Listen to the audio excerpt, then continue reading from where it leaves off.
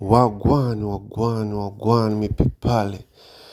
Kile gite mumeze gute? I hope ko mwese mumeze neza guys. I hope ko mwese mumeze neza. Uyu munsi rero ko mba mbafitiye amakuru menshi kandi yadanje. Ntabwo mba ndibutinze kabisa, musaza mubizi kuri mic, kuma muri kumwe na the one and the only, the MCB Black. So, gahunda ngo zimeze gute? Narababwiye last time narababwiye mwanga kubyumva guys. Jimba nabaraboye narababwiye ati ngoma Double J isohotse ari collabo na Chameleone, ari ngoma yakozwe n'abantu babiri, tukabona muri clip umuntu umwe gusa ni waje muri clip ni wa acting. Ati ibintu bishobora kuba birimo ikibazo.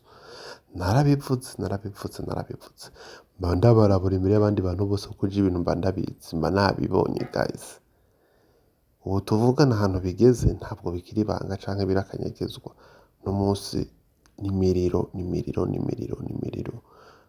DJ Pole na Double J, indirimbo irikiteza uruhagarara guys. Indirimbo irikiteza uruhagarara ku buryo ubu tuvugana amaze kuzamwo ibintu byo gufungana na gashoniki. Hirya y'ejo Double J, kwanza ni ku munsi w'ejo sorry, Double J yaranditse kuri Insta story yiwe avuga ngo afite ubwoba ko ashobora gushikira mu gasho, kandi ngo kubwa kamira kandi kubwa akaruta kandi kakamira.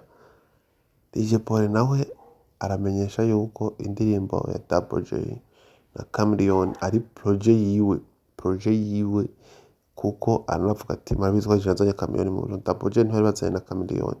Double J akavyemeza ati je vyose ndavyanka niwe yamuzanye of course, kandi niyo opportunity nagize guca tukwana, ariko jewe yamuza ifise songs zibiri muri stu ngomba gukorana nawe.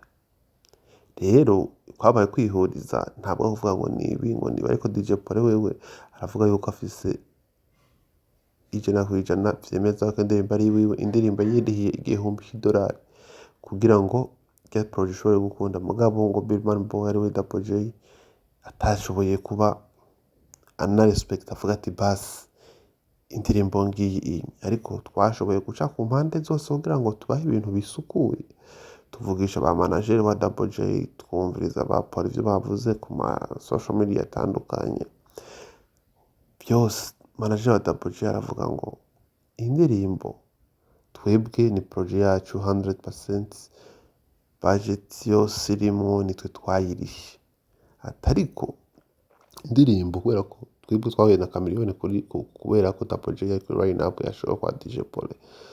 DJ Paul yaje turiko turarecordinga kuri van, araza arashika, araza turakora ati na Chameleone imbere yadutaye hanze twese basigara ndani bariko na Double J na producer X-Factor. Uri kumva aravuga ati rero indirimbo twarayimwumvishe, turamubwira ati hamwe wovyemera uwo sponsoriza muri clip hama nawe ukayishira kuri account yawe ukaronka feedback.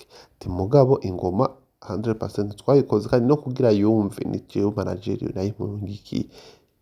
Cyo kuvuga ngo X-Factor ngo ntiyubasha abantu ngo yatanze project, ariko ati X-Factor producer utanga project ayo umuntu atari we yayirisha. You guys, ibintu muravyumva ko ari mu kibazo. Double J naravuga ati jewe mfite ubwo ko nshobora kwivira mu kazi ngashikira mu gasho nziza utuntu twanje.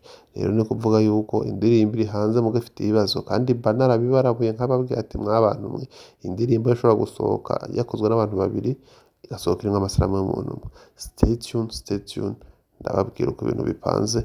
Ndakwibutsa ko nimba utarakanda subscribe guys, please make sure ko wakanze subscribe. Tell a friend, big things are coming. Let's go.